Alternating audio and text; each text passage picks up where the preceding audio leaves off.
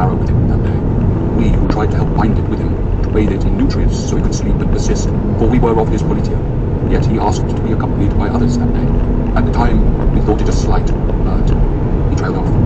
I said, but now you think he was sparing you death? The man bowed his head and tapped. Could that be love? Could a thing capable of that also love? I do not know. And now, here you are, Eudex, with the coldness to your eye, and I wonder. I studied them both, taking in the mournful looks on their faces. Yet my mind strayed back to what they said of Pictus's supposed thoughts of suicide when they found him standing in the window of the tower, and I recalled their first statements to me, bold and proud. This we knew, this was known. They have not found the truth. I imagined Pictus, a figure standing in the window in this strange place, and then I recalled the moment with Mallow on the very start of this investigation. Plucking a man from such a high room, she'd said, with the windows locked and all, and no one saw nor heard a thing. I cannot ken it. Another window, another vanishing. I said, but you returned to the window in the tower, and you found out that he hadn't been planning to jump. You found he'd been climbing out of it, didn't you? The sorrow vanished from the augurs' faces. They gazed at me, fascinated, slightly outraged. The woman's fingers turned into a blur, and she tapped. How was this known? How did you come to know this? Then the man, yes, how? I said nothing. The woman shuddered, her lips tight. How awful you are. We are like wanderers in a desert begging for water, and you give us only sand. What did you find? I asked. After a resentful silence, the man tapped out. We realized he had not been contemplating a jump from the window. Rather, he had been about to climb down. There was a chamber just below the window, tapped the woman, leading to a section of building that had been sealed off. The consequences of an old contamination, walled off and forgotten. This was where he'd been vanishing to, tapped the man, through holes and crawl spaces to halls forgotten and dark. We did not know this, tapped the woman, until weeks after he died, until we solved his puzzle ourselves. The man, for we finally followed in his footsteps, climbed down to this secret place, and then... Another silence. The augurs exchanged a tense look. Then the man tapped out. We found a shrine. A shrine? I asked. To a spirit? A pantheon? We did not know, said the woman. Do not know. It was no cult that I recognized, but a shrine it was, decorated in secret with oil lamps and delicate baubles. With ribbons and cloths, said the man, wreathed with facsimiles of flowers and herbs wrought on paper. We do not know how he made it all, but then he was most brilliant. Describe this shrine, please, I said. What did it look like? Why describe it, said the woman, when we can show you. The two augurs dug in their robes again, as if seeking to find yet another prediction, but they took out not parchments, rather 3 small wooden figures, carefully carved, still tied to their robes with string. Then, with slow, thoughtful movements, they untied them and placed them before the glass for me to see. They were figures of men, robed and bearded and stern, with their stubby arms extended. Circlets sat upon the brows of each one, the very image of kings of ancient days, high and tall and proud. The man's fingers tapped upon his board. These formed the heart of his shrine. We took them from it, kept them, puzzled over them, as we puzzle over Pictus to this day. The woman watched me closely and tapped. Can you see reason in this? Can you see truth in this carven wood? The man, for we cannot. We think it is incomplete. The figures seem to be made to hold something. A stick, a rod, a wand, we do not know. I stared at the figures for a great while. An idea began to calcify within my mind, like ice forming at the top of a pool of water, and as it grew, my spine went cold. I had seen such figures before, arranged on the King's Hall in the high city of Yarrow, their carven figures illuminated by oil lamps floating before them, and I'd seen smaller versions of them as well, had I not. My eyes fluttered, and I recalled what Satrap Dari had told me, a wooden totem much like these held in his hand. We Yarrow labour under the watch of our ancestors. All we do must honour their name. Our ancestors. No, I whispered. It is impossible. The woman, tapping harshly. What do you mean? My mind raced on, hurtling toward thoughts that seemed senseless. Pictus had been a great augur, a Rathras Apoth, prized among the shroud. He could be no other thing. The prince's words. This is old history, but my grandfathers found many imperial visitors who were more than happy to become a wife of the throne, as it meant living in great finery. They came here, Tulla or Crumini or Rathras, and gave children to the king and the most esteemed members of his court. But it could be so. Perhaps it could be so. Trembling, I cleared my throat and said, the metal you saw in Pictus's hands, the day you found him in the window, what colour was it? It was silver, said the man. This I saw. Why? I ignored them and kept staring at the totems, studying their crude faces, their stubby arms extended as if to hold something, perhaps a stick or a string. My eyes fluttered again, and I recalled more of Dari's words. Did you see the silver circlet on the prince's brow, and the silver chain about his neck? Those are the signifiers of the king's chosen heir. The silvers would go to him, and only to him. No, I thought. No, it is insane. Yet it would fit. The necklace might have once draped here, in the hands of these crude totems, as if to keep the signifiers of one's birthright safe in the hands of the ancestors. My father expects me to die here. To die here, of course. A tapping filled the air, then Grelin's voice, speaking for the male augur. He knows. He has seen a truth, one invisible even to our eyes. The woman pleading. Tell us, please, tell us. Is there more? I demanded. Tell us, tapped the man. Please, please tell us what you know. We starve for it. Is there more? I asked again. More to show me or more to tell? The woman's fingers danced on her board. We know no more. This is all we have, and it is not enough. I stood up, quaking. I had to leave to return to Arna to spill all I'd seen here as quickly as I could, for I could not carry this dreadful secret for long. Please, said the man, standing and tapping. Please, please, we beg you, tell us. I can't, I said. You know that. Then the woman. No, no. Do you know what it is like for we augurs to possess too small a piece of information, enough to tantalize, but not enough to comprehend? The man. And to have it for this man of all men, this one of all we augurs? Can you imagine how this torments us? I studied them. I'd thought them inhuman and alien when I'd first seen them, yet the plaintive, pained looks in their eyes were ones I knew very well.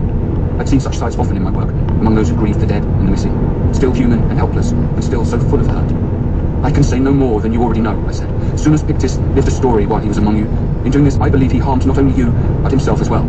If you find me when your term is over, I shall tell you all I know. They stared at me, despondent. The woman's fingers tapped. When we leave this place, we shall no longer be these things. The man. This will be as a dream. Sooners will be as a dream. I'm sorry, I said to them, but I can say no more. I stooped to rouse Grelin from his trance, yet the female augur shot to her feet, her fingers flickering on her board. And if you are wrong, Grelin said, still mumbling her words, if you are wrong about all this, about Pictus, about everything, what then? For this was not projected, it was not foreseen, it was not. I helped Grelin to stand, and gently guided him away. Still she tapped, and still he spoke, whispering beside me. You are wrong, you are wrong, you are wrong. This was not predicted. You are wrong, wrong. You must be wrong. Chapter 47. The journey back to Yarrow was strange and uneasy. All I'd seen of the shroud had been like a nightmare. The rippling green husk of the veil, the sight of the trembling marrow, bound within the shining moss, and then the augurs themselves, who had at first seemed so inhuman, yet in the end had proven so vulnerable and despairing.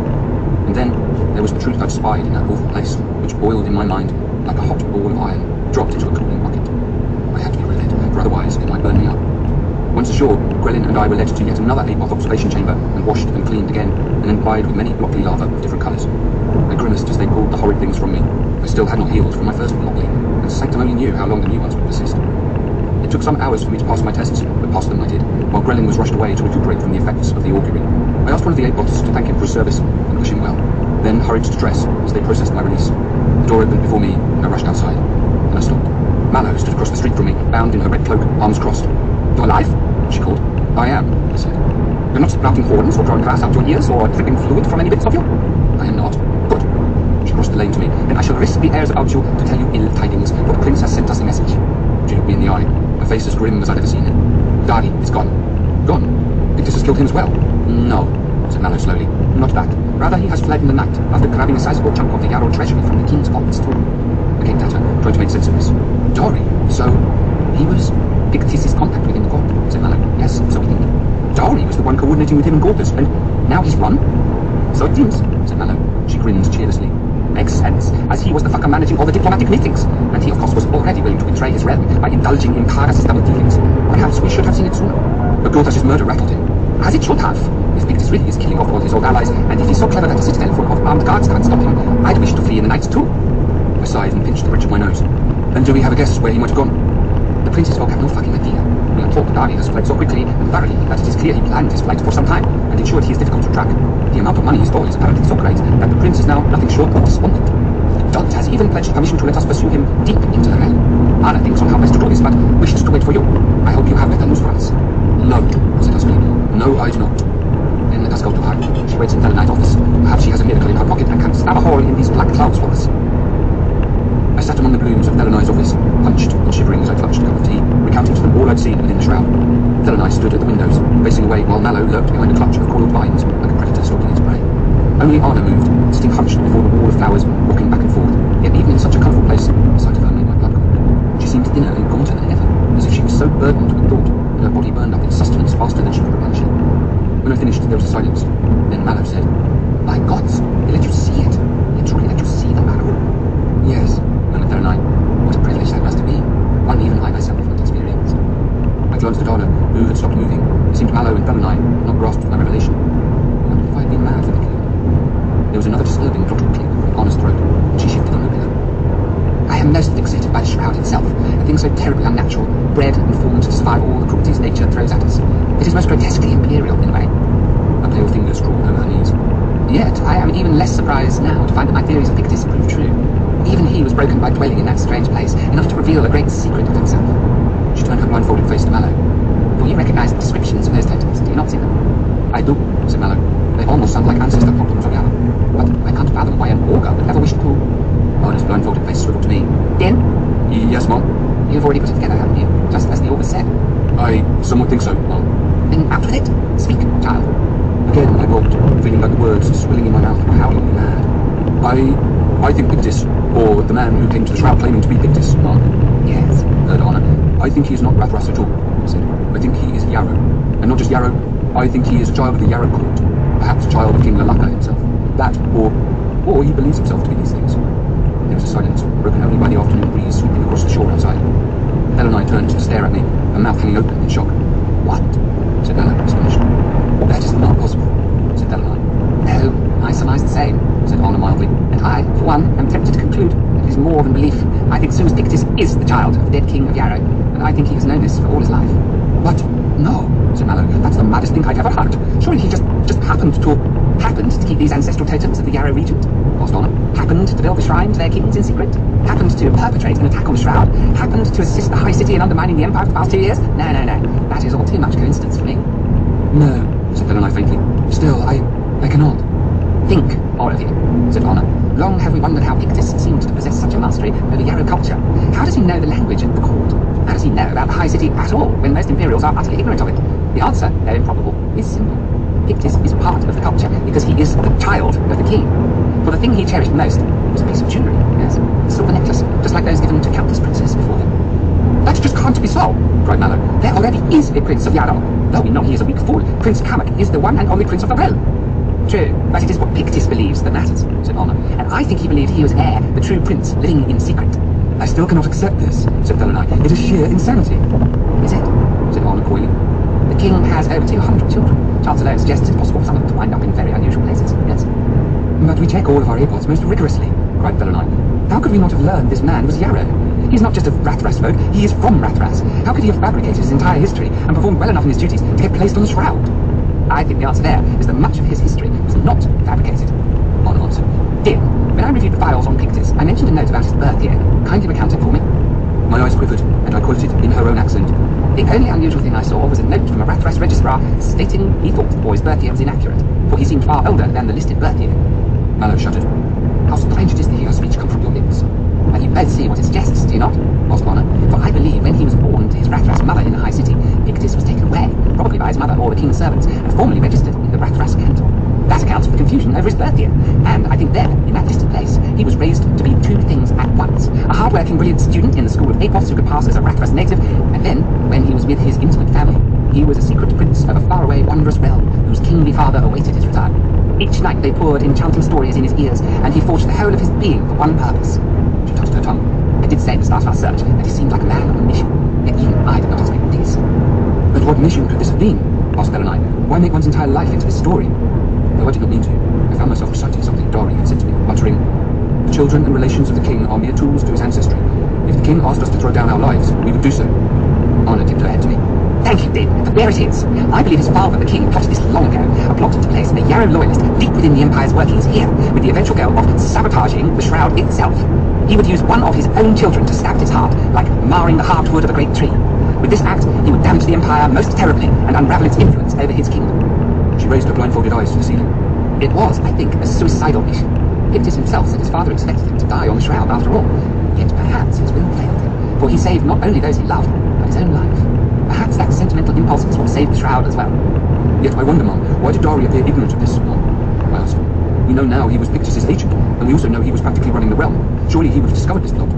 But you forget that the king was terribly aged and addled by Dari's time, dear, said Arna. So much so that I think the king forgot he'd ever put such a secret plan in place to begin with 30-some years ago. Thus, soon as Pictus washed ashore, a prince who not only failed in his one and only duty, but a prince completely forgotten by the realm he'd lived to serve. A rather tragic thing, is it not? He returned to his country as a man with no nation, and no identity to call his own. So he invented a new one, the Pale King, Lord of the Clouds. A dreadful silence fell over us as we absorbed this. All my reason fights this, said Mallow reluctantly. I must admit it hangs, though horribly.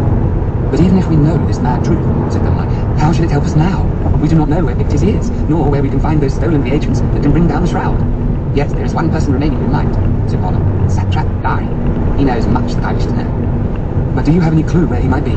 cried Delaney. Ah, no, said Honor, smiling. But can anyone truly flee from the wardens of the Empire, who are so famed in powers of nose and eye? There was a silence. We all slowly turned to look at Mallow. Mallow blinked for a moment, surprised. Then she considered it. I presume he has gone far through dense woods, said Mallow. That will be no easy thing for us. So it will take a lot of wardens, a lot of noses, and a method of such distillation that is most unpleasant. But you can do it, asked Honor. Probably, she said grudgingly. But it will depend mightily on whether someone in the Yarrow court still has some of his undergarments. Honor's smile turned into a grin. Let us have hope in the lethargy of Yarrow maids, then, and move quickly to follow him. While Mallow and the wardens mustered and prepared, I kitted myself out in the Apoth works with all the supplies I might need for such a pursuit. The last time I had followed such a killer had been across open plains on horseback, yet I would have no such advantages in the hills of Yarrow. Thus I packed as lightly as I could.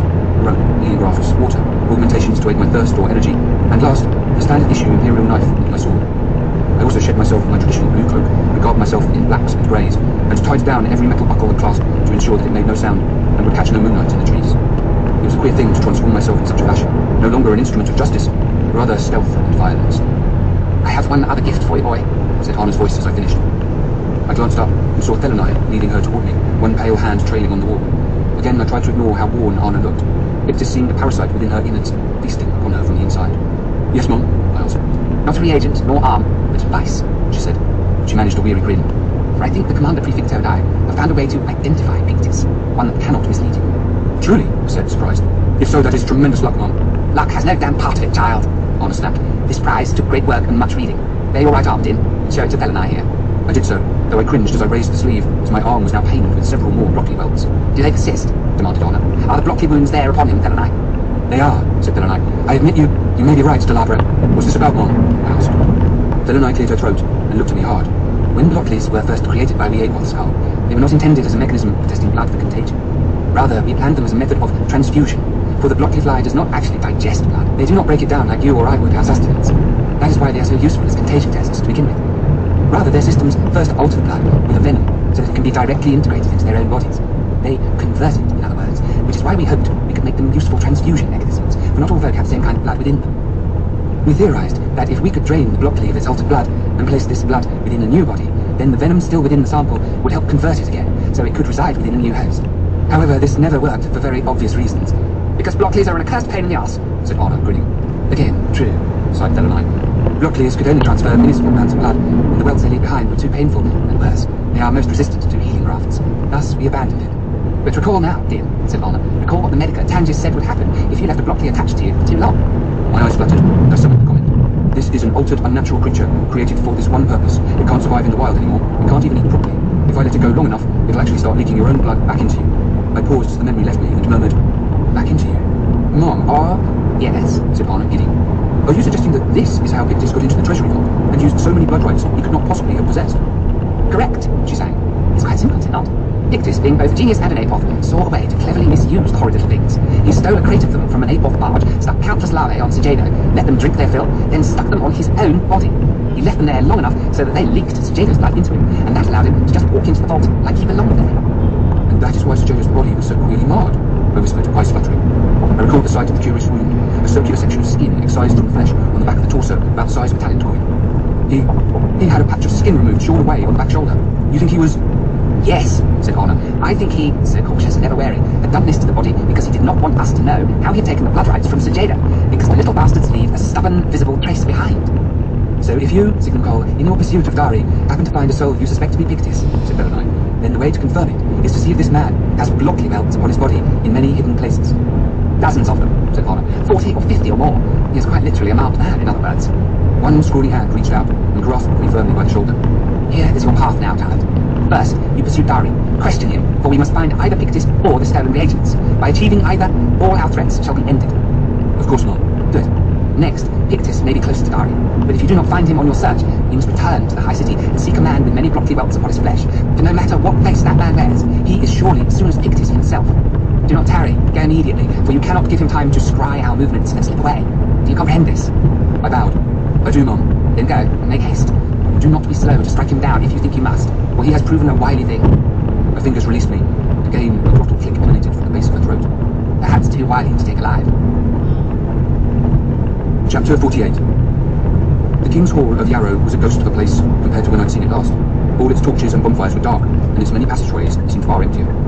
As I walked to the palace, I consulted my memories and gazed at the nearly half the guards who fled.